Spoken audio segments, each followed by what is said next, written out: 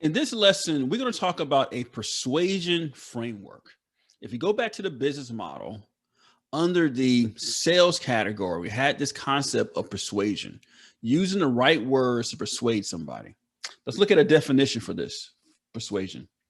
Persuasion, again, tongue tied again, persuasion is defined as the art of persuading someone to determine if buying your product or service is right for them. You're not trying to force them to buy it from you. You're trying to persuade them to come to a determination sooner than later if buying your product or service is right for them. That's the goal.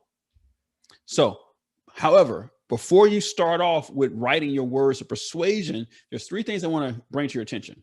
So before you do that, I want you to create what I call, not what I call, but what industry call a sales trigger.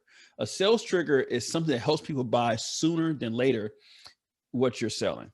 So you guys all have seen this. So for example, airlines would say ticket prices are going up soon, buy now, right? There's limited seating in the concert, get your tickets early. All these things are persuasion, but sales triggers to get you to make a decision sooner than later. Like buy now and get 50% off before this particular date.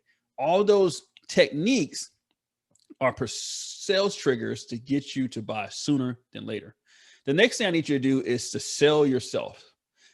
When I say sell yourself, basically what I'm saying, if you're not convinced of the value of your product or service, you can't sell to other people. There's too many entrepreneurs out here that's trying to sell products and services they just don't believe in. So I tell a lot about the network marketing industry sometimes in this particular point. The reason network marketing has such a low success rate, there are a lot of people that's in these network marketing companies. They're not fully persuaded about what they're selling. They don't 100% believe in the value of what they're doing.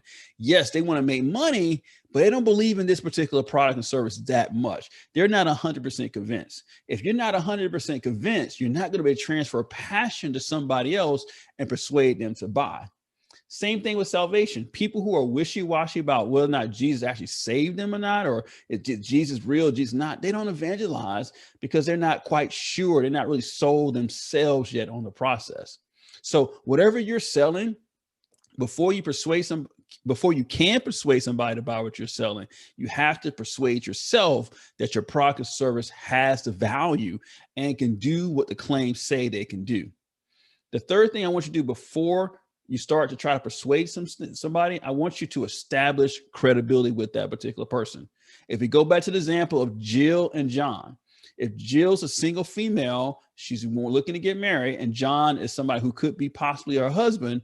If John just steps and say, hey, Jill, will you marry me, without some prior credibility, that's too soon. So before you start your persuasion conversation, make sure you have some form of credibility with your potential customers. Because if you don't have credibility, they're not going to buy from you. You can tell them all day long, if you give me a $10 bill, I'll give you $20 back. They're not going to believe you because there's no credibility that you can do what you said. Barr calls this, people need to know, like, and trust you before they want to do business with you. And I simply say you need to establish some credibility before you begin the persuasion conversation. So now let's look at a framework to have this persuasion conversation. And the persuasion conversation is what we're going to call copywriting or sales copy or sales pitch. It has a lot of different names. Now, this formula is taken from Ray Edwards. He's a copywriting expert. And when I heard him deliver this nice, neat method of writing copy or persuading people to buy sooner than later, I wanted to really present this to you guys. The first thing you need to do when you're writing your words of persuasion, you need to identify the problem that your product or service is intended to solve. What you're trying to do is trying to get into the heads of the customer and put language to the problems they're facing and identify it. Is your grass growing out of control? If the weeds jumping out everywhere, are the neighbors complaining about your yard? You're identifying the problem. Are you 25 years old and you didn't finish college? You're trying to get your degree. You're trying to get the last bit of credit, but you don't want to pay full price for tuition, right? You're identifying the problem. The next thing you want to do is amplify or stress the consequences of what would happen if that problem isn't solved, right? So you want to amplify, well, if you don't get your grass cut, you're going to get fined. People are going to look at you funny. People stop being your friends. So you want to amplify the problem. The next thing you want to do is tell a story of someone who has solved that problem using a solution like yours.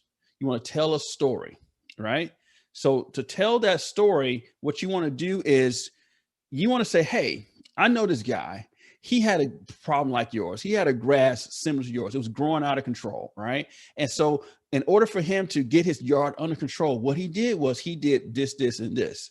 So what you're doing is you're telling the story of somebody who solved that problem, use a solution that's very similar to yours. Not saying they use your thing yet, but just kind of talking through a story of somebody solving a particular problem with very similar solution to one you're about to offer them.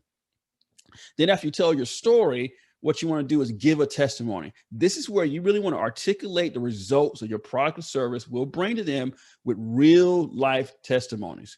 When people hired my yard service, they no longer had complaints from the neighbors. Their grass were always cut on time at the right time, right? So you want to articulate testimonies. Let me tell you about Bob. Bob used my service and this happened. Sue used my service and this happened. You want to give real life testimonies of people using your service and get service and products and getting the results that you say that you can offer. The next thing you want to do is the offer. At this point, you've already articulated the problem. You amplified what's going to happen. You don't solve it. You told stories of people who've used similar situations, and you even given testimonies of how your product does what it says can solve their problems. At this point, you want to explicitly give them the offer that you want them to buy. Hey, I have this yard service. It costs $100 a month. Are you willing to buy it now? You want to explicitly tell them what in detail you're actually offering them. And then finally, you want to ask them to give a response. You want them to respond to your offer. So you don't just leave it out there. You want to say, hey, buy it. And this is where the sales trigger comes in. Buy it by the end of the week and your first month is free, right? So you see how that trigger works? Something that will get them to make a response sooner than later. And that's the persuasion framework.